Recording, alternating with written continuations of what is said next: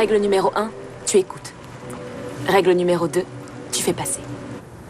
C'est la série dont tout le monde parle, 13 raisons en français sur Netflix, qui raconte l'histoire d'une jeune fille qui s'enlève la vie après avoir laissé des messages aux membres de son entourage qu'elle considère responsables de sa volonté de mourir.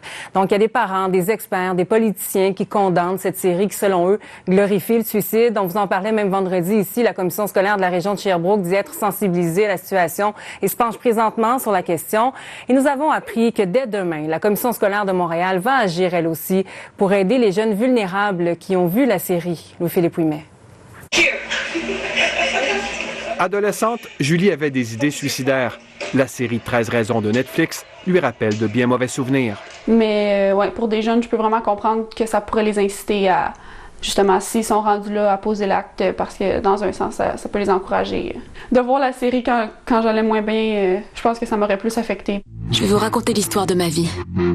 Dans 13 raisons, une adolescente s'enlève la vie et laisse derrière elle 13 enregistrements pour les 13 personnes qui, selon elle, sont responsables de son suicide. Il y a des scènes qui sont très graphiques, donc ça pourrait un peu glorifier le suicide dans un sens, puis ça pourrait être justement une mauvaise influence.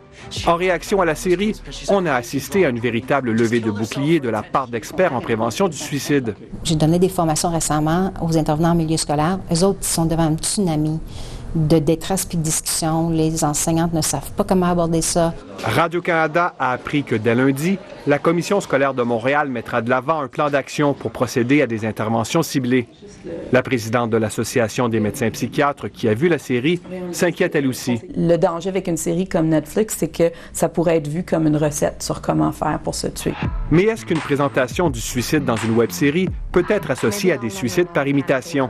Au Québec, notamment, on a eu ce qu'on a appelé l'effet Giroir, donc le fait que le journaliste Gaétan Giroir s'enlève la vie et le traitement médiatique qui a eu lieu suite à son décès a malheureusement incité d'autres personnes à passer à l'acte. Donc ça, c'est un phénomène qui est très bien documenté.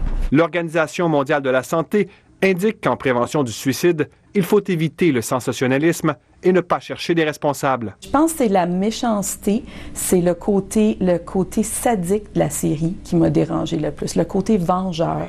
Les créateurs de la série diffusée sur Netflix se sont défendus de glorifier le suicide et ils affirment avoir consulté des experts en santé mentale pour les fins de cette production. Et sur le web, de nombreux parents et adolescents saluent la série. C'est vraiment très, très inquiétant. Puis c'est inquiétant puisque la population générale n'arrive pas à nous croire quand on dit que c'est dangereux. On pense malheureusement, puisque moi je l'ai écouté avec mon enfant, puis ça a bien été, c'est correct pour les autres enfants.